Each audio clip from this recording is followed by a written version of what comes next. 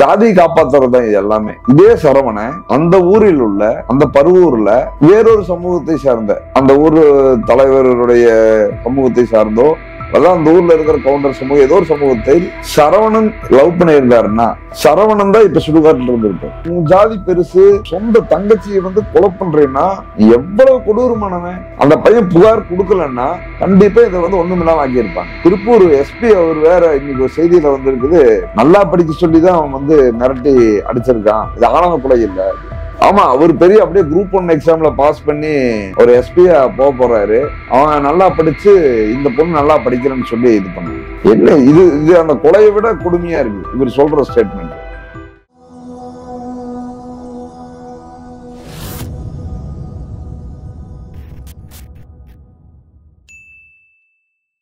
அதாவது இந்த 2 நாளா பரபரப்பா பேசப்பட்டு வரும் வித்யா ஆணவ கொலை அது சம்பந்தமா தான். அது என்னென்னலாம் பரப்பப்படுது, என்ன நடந்துச்சு, என்ன நடவடிக்கை, இதுக்கு யாரு உள்ளு, இதுக்கு அரசு மட்டுமே நடவடிக்கை எடுத்தா போதுமா, அது நம்ம என்ன பண்ணணும் அப்படிங்கறத பத்தி இன்னைக்கு பேசுவோம்.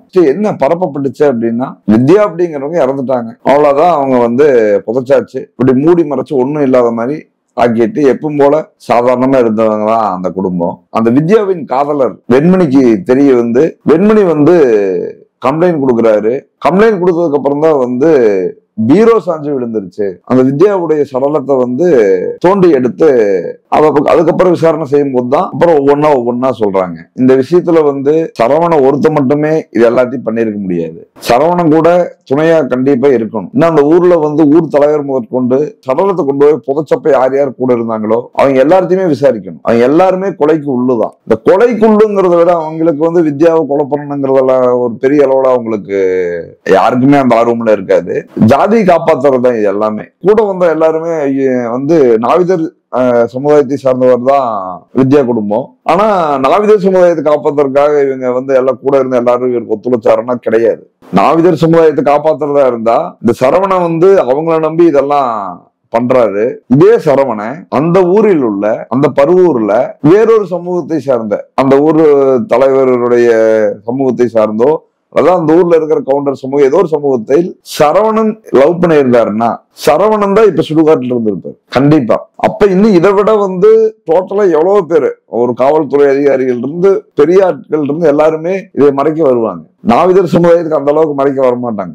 பாக்குற வரைக்கும் பாப்பாங்க, இல்லைன்னா சிக்கி போட்டுக்கிட்டு விட்டுருவாங்க. இது சரவணனுக்கு தெரியல. இதே சரவண நாவிதர் சமுதாயம் பெருசுன்னு அவர் நினைச்சு ஆணவ கொலை பண்றதா இருந்தா கரூர்ல ஒரு 2022 அல்லது 2021 ஹரிஹரன் ஒருத்தர், ஒரு பையன் நாவிதர் சமுதாயம், அவர் வேறு சமுதாயம் செட்டியார் சமுதாயத்தை சேர்ந்த ஒரு பொண்ணை லவ் பண்ணாரு. அவரை போலீஸ் ஸ்டேஷன் பக்கத்திலேயே வச்சு கொலை பண்ணிட்டாங்க. கொலைனாலும் சும்மா கிடையாது. உன எவ்வளவு கொடூரமா கொலை பண்ணியிருந்தாங்கன்னா, ஏண்டா உன் ஜாதிக்கு என் ஜாதி பொண்ணு கேக்குதா அப்படின்னு சொல்லி அவனுடைய முதுகுல உடம்புல எல்லாம் கத்தியில குத்துன கத்தியில மேல கல்லெடுத்து அடிச்சும் கால்ல பூட்ஸ் கால்ல அந்த கத்தியை மறுபடியும் எட்டி உதச்சு அதை மறுபடியும் உள்ள ஏத்தி தான் கொலை பண்ணியிருக்காங்க. நாங்க அந்த ஊர்ல எங்க தலைவர் கொளத்தூர் மணி, இன்னும் அங்க இருக்கிற சாமானிய மக்கள் கட்சி, குணசேகரன் போன்ற தோழர்கள், அந்த ஊர்ல இருக்கிற மற்ற முற்போக்கு இயக்கங்கள்ல சேர்ந்து அங்க போராட்டம் பண்ணிட்டு அவங்க வீட்டுக்கு போயிருந்தோம். அவங்க அம்மா அவன் பையன் செத்துட்டான்னு அழுகிறத விட, செத்துட்டான்னு வேதனை பண்றதை விட, இப்படி குத்தி இவ்வளவு கொடுமை பண்ணி கொலை பண்றதான்னு சொல்லிட்டு, இவ்வளவு அணுவணுவா அவன் எவ்வளவு துடிச்சிருப்பான் அப்படின்னு சொல்லிட்டு அப்படி கதறி எழுதாங்க. அந்த நாவிதர் சமுதாயத்துல இருக்கிற அவ்வளவு இதா போச்சா அப்படின்னு சொல்லிட்டு அழுதாங்க. ஆனா நீ இன்னைக்கு ஆணவ கொலையில நீ உன் அக்கா தங்கச்சியே இப்படி பண்ணியிருக்க. இன்னும் சொல்ல போனா, நான் எங்க ஊர்ல சுடுகாட்டுல ஒருத்தங்களை புதைச்சிட்டு வர்றோம். எங்க ஊர்ல ஒருத்தர், அது ரொம்ப ஒரு சங்கடமான இறப்பு. ஒரு வயதாகி இயல்பா சாகிற சாவு இல்ல, ஒரு விபத்துல இறந்த இறப்பு. அப்ப சுடுகாட்டுல இருந்து வரும்போது அந்த எங்க ஊர் நாவிதர் அவர் என்னன்னாருன்னா, உள்ளூர்காரங்க வெளியூர்காரங்க எல்லாம் நாளைக்கு 3ஆவது நாள் வந்துருங்க அப்படின்னாரு. அதுக்கு திடீர்னு ஒருத்தர் பயங்கரமா கொந்தளிச்சு அவர் டே என்னடா சொன்ன, நீ என்னடா சொன்ன, தொலைச்சு போடுவோம், தொலைச்சு என்னடா நினைச்சிட்ட அப்படின்னாரு. என்னடா என்ன அங்க யாருக்குமே ஒண்ணுமே புரியல, என்ன நடக்குதுன்னே புரியல, பயங்கரமா கொந்தளிக்கிறாரு. ஆனா சாமி நான் என்னங்க சாமி சொன்னேன் அப்படின்னு அவர் கேட்டாரு அந்த நாவிதர். அண்டா உள்ளூர்காரங்க வெளியூர்காரங்க சொல்ற, உள்ளூர் கவுண்டர் வெளியூர் கவுண்டர்னு சொல்ல மாட்டேடா அப்படிங்கிறான். அந்த சாவை விட இவனோட இதுதான் எங்களுக்கு அங்க ஒரு பெரிய இதா இருந்துச்சு. எவ்வளவு ஒரு கேவலமா இருக்காங்க. ஒரு சாவு வீட்டுல அவனுக்கு பிரச்சனை இல்லைன்னா செத்தவங்களை விட உள்ளூர் கவுண்டர் வெளியூர் கவுண்டர்னு சொல்லலங்கிறதா இவனுக்கு பிரச்சனையா இருக்கு. இதுதான் இப்படிதான் சமுதாயம் இருக்கு. இப்படித்தான் நாவிதர் சமுதாயத்தை அவங்க இது இந்த ஊர்லயே இல்ல, எல்லா ஊர்லயும் நாவிதர் சமுதாயத்தை ஒரு ஒடுக்கப்பட்டவர்களாகவும் ஊர்ல ஒவ்வொரு கல்யாண நிகழ்வுகள்லயும் ஒரு சாவு வீட்லயும் அவங்களை எவ்வளவு கேவலப்படுத்துவாங்க.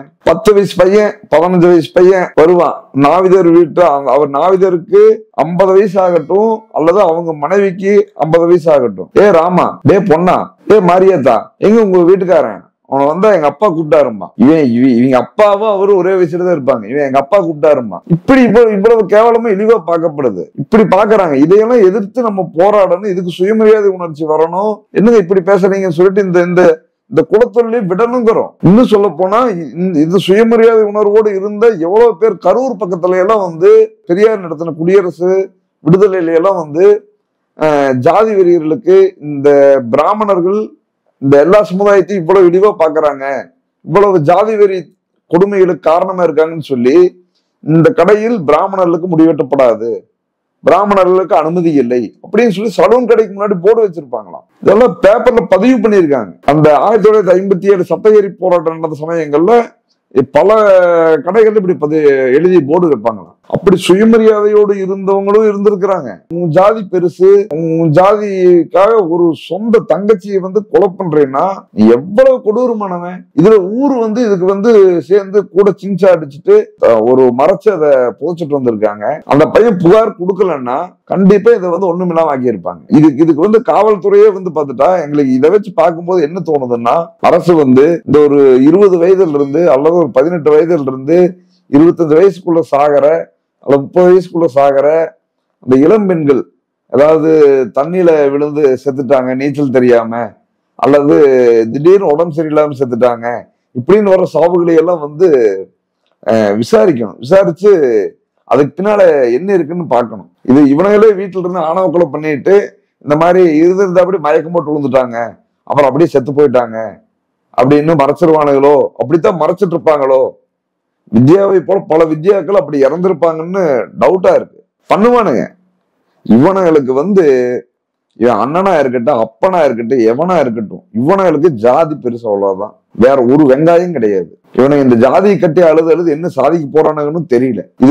இதை அந்த ஊர்ல இருக்கிற ஓரளவுக்கு படிச்சவன் சொல்லிக்கிறவனோ அல்லது ஓரளவுக்கு ஒரு அரசு வேலைகள்ல ஏதாவது முக்கியமான இதில் இருப்பான், எவனுக்கு இதை பத்தி அக்கறையும் இல்லை. இது அந்தந்த ஊர்லயே இதை எதிர்த்து கிளர்ச்சி செய்யணும். எதிர்த்து இதை அவங்க ஊர்ல இருந்தே கம்ப்ளைண்ட் கொடுத்துருக்கணும். இந்த பிள்ளையுடைய காவலம் கம்ப்ளைண்ட் கொடுக்காம அந்த ஊர்லயே கொடுத்துருக்கணும். இப்ப இதே ஊர்ல இதே நாவிதர் சமுதாயத்தை சேர்ந்தவர் ஒரு கவுண்டரை மதிக்காமையோ அல்லது வேற ஏதோ ஒரு உங்க ஜாதி அந்த 1008 ஜாதி சொல்றீங்களே, இது ஏதாவது ஒரு ஜாதி மதிக்காம, நான் அப்படித்தாங்க, நான் மனுஷங்க, நீங்களும் மனுஷன், அவ்வளவுதான், உங்களுக்கு என்னங்க தனியா, என்னை வா போன்னு கூப்பிட்டா நானும் உங்களை வா போன்னு தான் கூப்பிடுவேன், வாங்க போங்கன்னு கூப்பிட்டா நானும் வாங்க போங்கன்னு கூப்பிடுவேன், இது என்னங்க உங்களுக்கு என்னங்க தனியா மரியாதை அப்படின்னு ஏதாவது பேசி பாருங்க.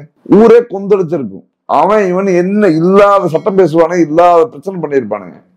ஆனா ஒரு கொலை எவ்வளவு அழகா மூடி மறைக்கிறானுங்கன்னா, அப்ப இது ஒரு ஜாதி கும்பல் தானே இது.